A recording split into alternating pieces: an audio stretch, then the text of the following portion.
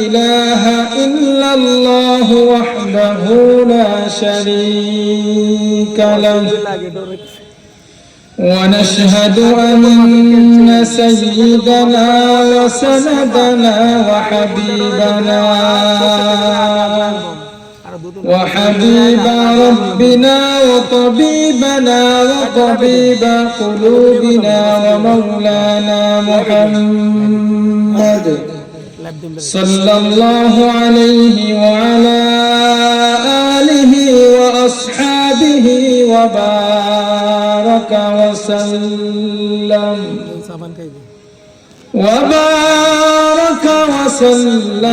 تسليما كثيرا أما بعد فأعوذ بالله من الشيطان الرجيم بسم الله الرحمن الرحيم ووصينا الإنسان بوالديه حملته أمه وهنا على وهن وفصاله في عامين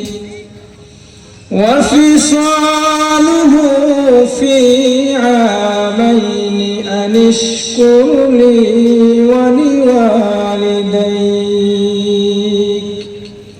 إلي المصير.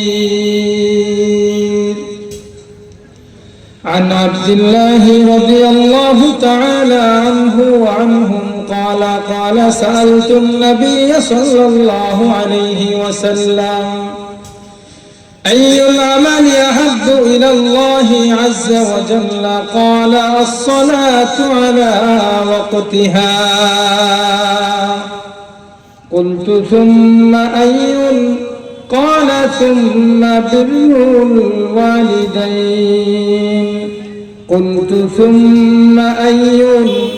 قال ثم الجهاد في سبيل الله، أو كما قال النبي عليه الصلاة والسلام.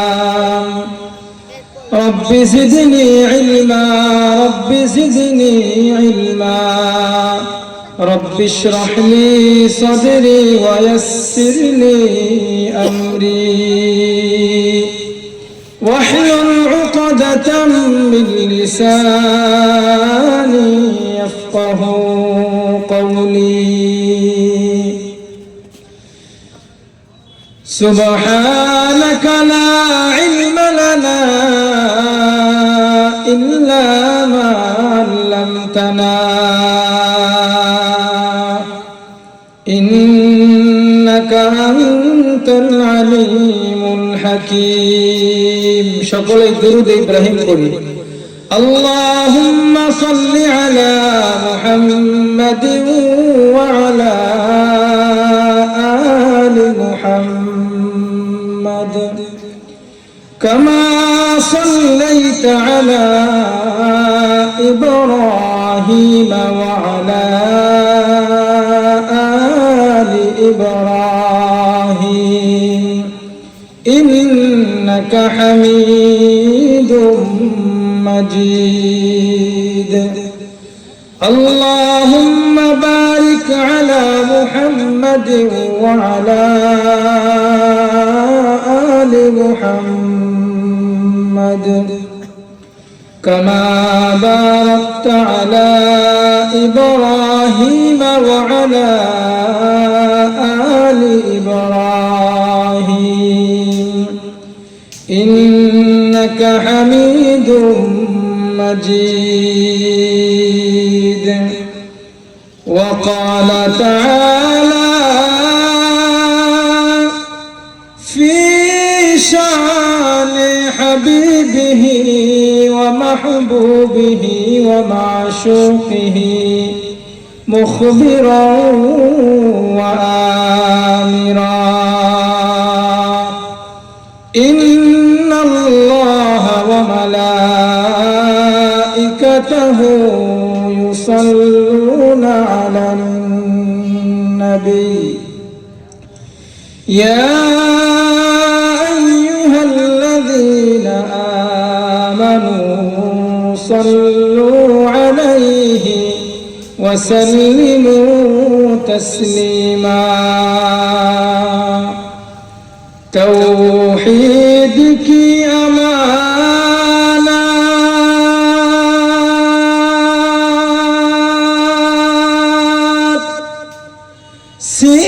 सीनों में है हमारा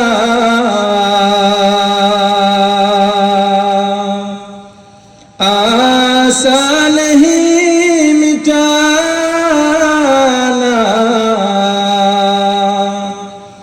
नामो निशान हमारा बलगल उला बिकमालिही कशफ दुजा बिजमालिही हसनत जमीअ खिसालिही सल्लू अलैहि व आलिहि। যদি আপনাদের দোয়া হয় ইনশাআল্লাহ কিছু কথা ইখলাসের নিয়তে আল্লাহ পাক যেন দান বলার এবং আপনাদেরকে শোনার মতো তৌফিক দান করে সবাই বলি আমিন। আল্লাহ পাক রব্বুল আলামিন কোরআনে কারীমের মধ্যে বলেন ওয়াসাইনাল ইনসানা বিওয়ালিদাইহি হামালাতহু উম্মুহু ওয়াহনান আলা ওয়াহনি ওয়া ফিসালুহু ফি আমাইন।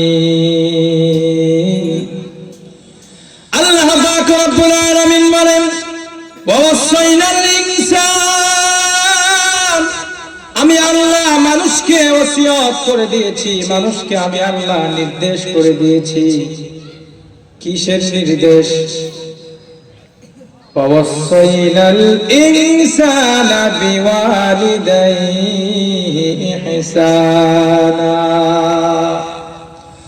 আল্লাহ পাক রব্বুল আলামিন বলেন আমি মানুষকে নির্দেশ দিয়েছি, মানুষকে আমি আল্লাহ ওসিয়ত করে দিয়েছি তোমরা তোমাদের পিতামাতার সঙ্গে সৎ ব্যবহার করবে। কি ব্যবহার?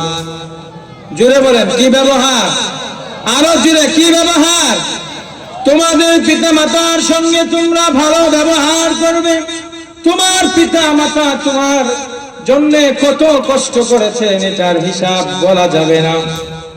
দুনিয়ায় আপনি আমি এসেছি কাদের মাধ্যমে? কথা বলেন কাদের মাধ্যমে আসছি? পিতামাতার মাধ্যমে দুনিয়ায় আসছি, তাদের উসিলায় আমরা দুনিয়াতে আসছি। অতএব আল্লাহ পাক রব্বুল আলামিন কোরআনের বিভিন্ন জায়গায় বলেছেন তোমরা আমার ইবাদত করো। কার ইবাদত করো? আমার ইবাদত করো। আল্লাহ বলেন ওয়াবুদুল্লাহ আল্লাহর ইবাদত করো ওয়ালা তুশরিকু বিহি শাইআ আল্লাহর সঙ্গে কাউকে শিরিক করবে না। ওয়াবিল ওয়ালিদাইনি ইহসানা মা বাবার সঙ্গে ভালো ব্যবহার করো। আল্লাহর ইবাদত ওনার ইবাদতের সাথে সাথে মা বাবার খেদমতের কথাটা উল্লেখ করে দিয়েছে। তো বোঝা গেল আল্লাহর ইবাদত করা যেমন ফরজ ঠিক তদ্রূপ মা বাবার খেদমত করা এটা কি কম ফরজ নাকি? কথা বলেন আরো জোরে বলেন। আপনারা রাগ করতেছেন? আল্লাহ পাক রব্বুল আলামিন বলতেছেন তোমরা তোমাদের মা বাবার সঙ্গে ভালো ব্যবহার করবে। কেন? আল্লাহ পাক রব্বুল আলামিন বলেন হামালাতুহু উম্মুহু ওয়াহনান আলা ওয়াহনি ওয়া ফিসালুহু ফি আমাইন। তুমি তোমার মা বাবার সঙ্গে ভালো ব্যবহার করবে। কেন? তার কারণ হলো তোমার মা তোমাকে বহুত কষ্ট করে পেটের মধ্যে লালন পালন করেছে। কি বলেন ঠিক কিনা? আপনি আমি মায়ের পেটের মধ্যে কয়দিন ছিলাম? কেউ 10 মাস, কেউ 10 মাস 10 দিন, কেউ 9 মাস। এভাবে পর্যায়ক্রমে আল্লাহ পাক রব্বুল আলামিন যাকে দুনিয়াতে পাঠানোর সময় আল্লাহ মনে করেছেন ওই সময় তাকে দুনিয়াতে পাঠিয়েছেন।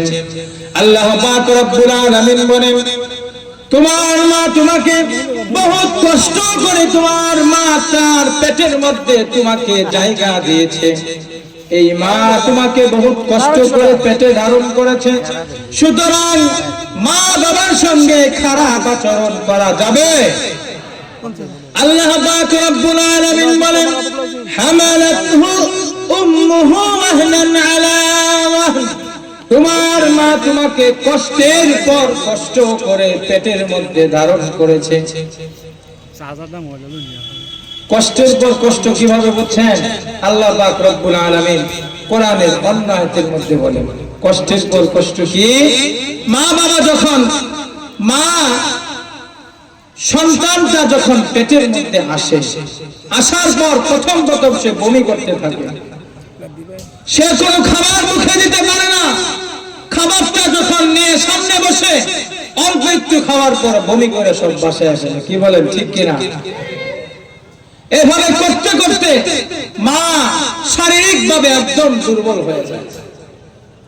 বিভিন্ন সময় মা অনেক কষ্ট করে পেটের মধ্যে তোমাকে রাখছে। তুমি যখন পেটের মধ্যে ছিলে, আস্তে আস্তে তুমি বড় হয়েছো। বড় হওয়ার পর তোমার হাত পা হয়েছে। মা যখন খেতে বসেছে, পরিবারের সমস্ত সদস্যকে খাওয়ানো শেষ, এবার মা প্লেট নিয়ে বসবে। হঠাৎ করে সন্তান পেটের মধ্যে একটা লাথি মারছে। ব্যথার চোটে মা খাবারের প্লেটটা সামনের দিকে ঠেলে দেয়, আর খাবার খেতে পারে না। ঠিক তেমনি ভাবে মা যখন কোনো সময় শোয়া অবস্থায় থাকেন অথবা বিভিন্ন কাজকর্মে যখন মা থাকে, হঠাৎ করে যখন সন্তান পেটের মধ্যে একটা লাথি মারে অথবা হাত দিয়ে একটা গুতা মারে, এই লাথি অথবা গুতার পর সঙ্গে সঙ্গে মায়ের পেটের মধ্যে যন্ত্রণা শুরু হয়ে যায়। এভাবে কষ্টের পর কষ্ট করে তোমার মা তোমাকে পেটের মধ্যে ধারণ করেছে। আল্লাহ পাক রব্বুল আলামিন বলেন, শুধু যে পেটের মধ্যে ধারণ করছে এতেই শেষ না। ওয়া হামলুহু ওয়া ফিসালুহু ফি আমাইন, তোমার মা তোমাকে 2টি বছর পর্যন্ত দুধ পান করিয়েছে। ওয়া ফিসালুহু ফি আমাইন, কয় বছর পর্যন্ত দুধ পান করে সন্তানকে? কয় বছর? জোরে বলেন, কয় বছর? 2 বছর পর্যন্ত মা সন্তানকে দুধ পান করায়। 1 নম্বর কষ্ট, পেটের মধ্যে সন্তান ধারণ করা। কষ্টের পর কষ্ট করে মা সন্তান পেটের মধ্যে ধারণ করে, এটা হলো 1 নম্বর কষ্ট। 2 নম্বর কষ্ট হলো দুধ পান করা। অন্য আয়াতের মধ্যে আল্লাহ পাক রব্বুল আলামিন কোরআনে কারীমের অন্য জায়গায় বলেন, وَوَصَّيْنَا الْإِنسَانَ بِوَالِدَيْهِ إِحْسَانًا, আমি আল্লাহ মানুষকে নির্দেশ দিয়েছি তোমরা তোমাদের মা বাবার সঙ্গে ভালো আচরণ করবে, উত্তম আচরণ করবে। কেন?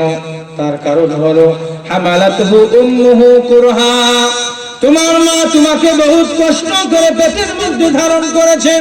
2 নম্বর হলো ওয়াদাতুহু কুরহা, তোমার মা বহুত কষ্ট করে তোমাকে প্রসব করেছে। যখন তুমি দুনিয়ায় আসছো, দুনিয়ায় আসার সময় মার এতটা কষ্ট হয়েছে, একটা গরু তার গলার মধ্যে যখন ছুরি চালানো হয়, ওই অবস্থায় ছুরি চালানোর পর যেমন রক্তাক্ত হয়ে যায়, তুমি যখন মার প্রসব, মা যখন তোমাকে প্রসব করেছে, ওই সময় তোমার মা রক্তাক্ত অবস্থায় ছিলেন।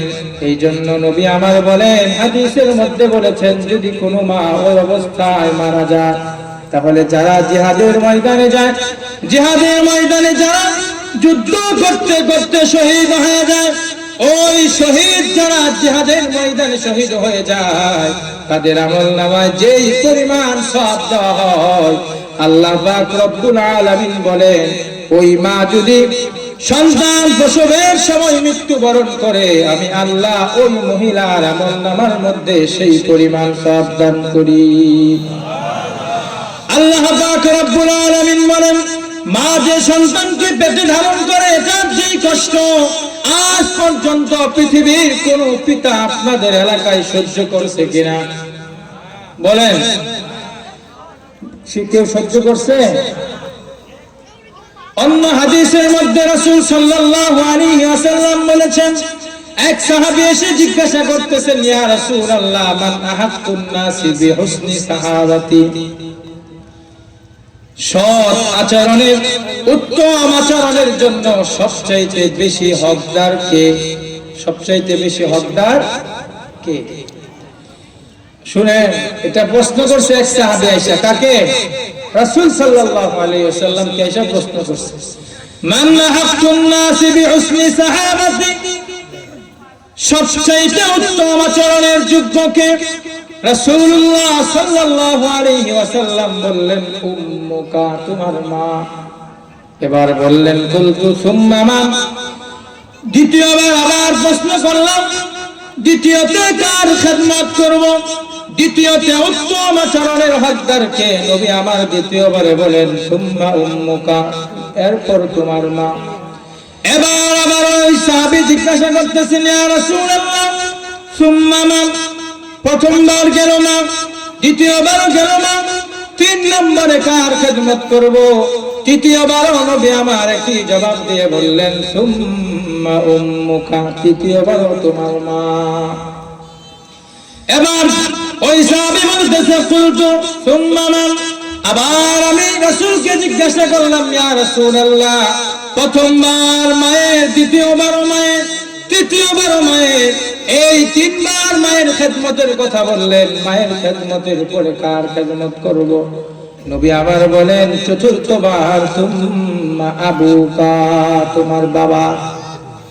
এই যে হাদিস, এই হাদিস দ্বারা মুহাদ্দিসিন কেরাম ব্যাখ্যা করেছেন, কোরআনে কারীমের যে আয়াত আমি পড়েছি, আল্লাহ পাক রব্বুল আলামিন কোরআনে কারীমের মধ্যে তিনটা কষ্টের কথা বর্ণনা করেছেন। এক নম্বর হলো পেটে ধারণ করার কষ্ট, দুই নম্বর হলো প্রসব বেদনা, তিন নম্বর হলো দুধ পান করানোর কষ্ট।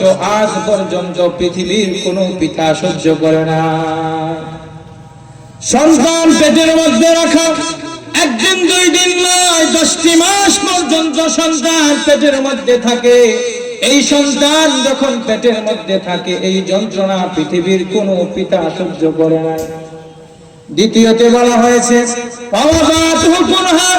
তোমার মা তোমাকে বহুত কষ্ট করে প্রসব করেছে, এই প্রসবের বেদনা কোনোদিন কোনো পিতা সহ্য করে নাই। করছে? ডেলিভারির সময় যখন হয়ে যায়, ওই সময় স্বামী স্ত্রীকে বলতে থাকে, স্ত্রী স্বামীকে বলতে থাকে, ওগো প্রাণের স্বামী, একসঙ্গে বহুদিন সংসার করেছি, চলার পথে যদি আমার কোনো কথায় কষ্ট পেয়ে থাকেন, আমার যদি কোনো আচরণে কষ্ট পেয়ে থাকেন, তাহলে আমাকে আজকে ক্ষমা করে দেন। কারণ হলো আমার এখন ডেলিভারির সময় হয়েছে। এই ডেলিভারি হইতে গিয়ে হয়তো আমি চিরতরের জন্য বিদায় হয়ে যেতে পারি, অথবা আল্লাহ পাক হয়তো আমাকে বেঁচে বাঁচিয়ে রাখতে পারেন, এটা আল্লাহর ব্যাপার। ওগো প্রাণের স্বামী, একসঙ্গে দীর্ঘদিন পর্যন্ত সংসার করেছি, কোনো কথায় কোনো আচরণে যদি কষ্ট পেয়ে থাকেন, তাহলে আমাকে আজকের জন্য ক্ষমা করে দেন। দুই নম্বর কষ্ট, বহুত কষ্ট করে মা সন্তান, বহুত কষ্ট করে মা সন্তানটাকে প্রসব করে। আপনি আমি যখন দুনিয়ায় এসেছি, মা প্রসব বেদনার সময় আল্লাহ পাক রব্বুল আলামিন ওই বেদনার সময় মাকে শাহাদাতের মর্যাদার সওয়াব দান করেন। বলেন সুবহানাল্লাহ। তিন নম্বরে বলেছেন, দুধ পান করানোর বেদনা আজ পর্যন্ত পৃথিবীর কোন পিতা সহ্য করে নাই। সন্তানের যখন ক্ষুধা লাগে, ওই ক্ষুধা লাগার পর পৃথিবীর কোন পিতা আজ পর্যন্ত তার স্তন থেকে দুধ পান করায় নাই। করাইছে? কথা বলেন, করাইছে? সন্তানের যখন পেটে ক্ষুধা লাগে, ক্ষুধা লাগার পর সে ক্রন্দন করতে থাকে, চিৎকার করতে থাকে। তার এই চিৎকারটাই প্রমাণ করে দেয় আমার ক্ষুধা লেগেছে, অতএব আমার খানার প্রয়োজন, আমাকে দুধ দাও। এই ক্রন্দনটাই সন্তানের মায়ের সঙ্গে আল্লাহ একটা গুরুত্বপূর্ণ কালেকশন করে দিয়েছেন। সন্তানের যখন দুধ পান করার সময় হয়, রাত 1টা 2টা নয়, 3টা নয়, 4টা নয়, গরম আর ঠান্ডা নয়, যখন মায়ের সন্তানের যখন দুধ পান করার সময় হয়, যখন সে ক্রন্দন করতে থাকে, ওই ক্রন্দন করার পর সর্বপ্রথম মা সন্তানকে দুধ পান করায়। এই দুধ পান করানোর কষ্ট কোনোদিন পৃথিবীর কোনো পিতা সহ্য করে না। আল্লাহ পাক রব্বুল আলামিন বলেন, হামালাতুহু উম্মুহু ওয়াহনান আলা ওয়াহন।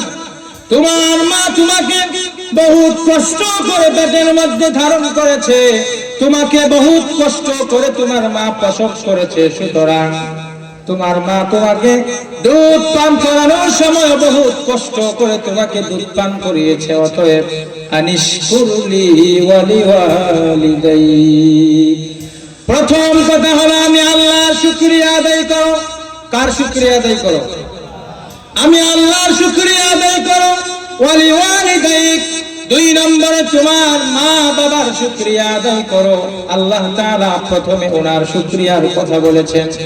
কেন ওনার শুকরিয়ার কথা বলেছেন? কারণ আল্লাহ পাক রব্বুল আলামিন আপনাকে আমাকে মায়ের পেটের মধ্যে তিলে তিলে বড় করেছেন। আল্লাহ তাআলা কোরআনে কারীমের মধ্যে বলেন, হুয়াল্লাযী খালাকাকুম মিন তুরাবিন সুম্মা মিন নুতফা সুম্মা মিন আলাকাতিন সুম্মা ইউখরিজুকুম তিফলা। আল্লাহ পাক রব্বুল আলামিন বলেন, আমি তোমাকে মাটি থেকে সৃষ্টি করেছি। হুয়াল্লাযী খালাকাকুম মিন তুরাব, তিনি তোমাকে মাটি থেকে সৃষ্টি করেছেন। আমরা কিসের তৈরি? আরো জোরে বলেন, কিসের তৈরি? আরো জোরে বলেন, কিসের তৈরি? মাটির তৈরি। যারা বলে নবী নূরের তৈরি, তাদেরটা কি? হ্যাঁ, তাদের কথার কোনো ভিত্তি নাই। রাসূল সাল্লাল্লাহু আলাইহি ওয়াসাল্লাম তিনিও মাটির তৈরি। এখানে কোন ধরনের দলিল দিয়ে চলবে না। আল্লাহ পাক রব্বুল আলামিন বলেন, হুয়াল্লাযী খালাকাকুম মিন তুরাবিন, তিনি তোমাকে মাটি থেকে সৃষ্টি করেছেন। সুম্মা মিন নুতফা, এরপর তিনি তোমাকে শুক্রবিন্দু থেকে সৃষ্টি করেছেন। তোমার মা বাবা তাদের উভয়ের মিলনের মাধ্যমে 1 ফোঁটা নাপাক পানি বের হয়েছে। এই 1 ফোঁটা নাপাক পানির মাধ্যমে আমি আল্লাহ তোমাকে আস্তে আস্তে করে তিলে তিলে বড় বানিয়েছি। এই মাটি, এক পানি, 1 ফোঁটা পানি আমি প্রথমে তোমার মা বাবা তাদের 2 জনের মেলামেশার মাধ্যমে 1 ফোঁটা পানি সর্বপ্রথম আমি আল্লাহ সংরক্ষণ করেছি। এরপর এখান থেকে আমি আল্লাহ রক্তে রূপান্তরিত করেছি। কিসে? সুম্মা মিন আলাকা, এরপরে আমি আল্লাহ এই শুক্রবিন্দুটাকে জমাট রক্তে আমি আল্লাহ রূপান্তরিত করেছি। সুম্মা ইউখরিজুকুম তিফলা, এরপর তুমি শিশু আকারে মায়ের পেট থেকে বের হয়েছো। এমনি তুমি মায়ের পেট থেকে বের হও নাই। সুতরাং আল্লাহ তাআলা বলেন, তুমি তো দুনিয়ায় আসার আগে কোনো কিছুই ছিলে না। অতএব আজকে তুমি দুনিয়ায় আসার পরে আমি আল্লাহর যদি শুকরিয়া আদায় না করো, কার শুকরিয়া আদায় করবে? আল্লাহ তাআলা বলেন, সুম্মা লিতাবলুগু আশুদ্দাকুম সুম্মা লিতাকুনু শুয়ুখা, তুমি মায়ের পেট থেকে বের হওয়ার পর সর্বপ্রথম তুমি একটা শিশু হয়ে বের হয়েছো। এরপরে আমি আল্লাহ তোমাকে যৌবনে পদার্পণ করেছি। আমি আল্লাহ তোমাকে যৌবনে পৌঁছার মতো শক্তি দিয়েছি। এরপরে তুমি যুবক হয়েছো। সুম্মা লিতাকুনু শুয়ুখা, এরপর তুমি বৃদ্ধ হয়েছো। আগে তুমি শিশু ছিলে, এরপর তুমি যুবক হয়েছো, এরপর তুমি বৃদ্ধ হয়েছো। সুতরাং বাহাদুরিটা তুমি কার সঙ্গে দেখাও? আল্লাহ তাআলা বলেন, হাল আতা আলাল ইনসানি হিনুম মিনাদ দাহরি লাম ইয়াকুন শাইআম মাযকুরা। তুমি দুনিয়ায় আসার পূর্বে উল্লেখযোগ্য কোনো কিছুই তুমি ছিলে না। আল্লাহ তাআলা বলেন, তুমি দুনিয়ায় আসার পূর্বে কোনো কিছুই ছিলে না, আমি আল্লাহ তোমাকে বহুত কিছু দান করেছি। অন্য জায়গায় আল্লাহ উল্লেখ করেন, ওয়াল্লাযী আখরাজাকুম মিন বুতুনি উম্মাহাতিকুম লা তা'লামুনা শাইআ। আল্লাহ পাক রব্বুল আলামিন বলেন, তিনি তোমাকে মায়ের গর্ভ থেকে আমার অবস্থায় বের করেছেন। লা তা'লামুনা শাইআ, ওই সময় তুমি কোনো কিছুই জানতে না, কোনো কিছুই বুঝতে না। বুঝতেন কিছু? হ্যাঁ, কোনো কিছুই জানতেন না, কোনো কিছুই বুঝতেন না। এরপরে আল্লাহ তাআলা আপনাকে বুঝার জন্য, শোনার জন্য বিভিন্ন অঙ্গ প্রত্যঙ্গ দান করেছেন। আল্লাহ বলেন, ওয়াল্লাযী আখরাজাকুম মিন বুতুনি উম্মাহাতিকুম লা তা'লামুনা শাইআ ওয়াজা'আলা লাকুমুস সাম'a ওয়াল আবসারা ওয়াল আফইদা।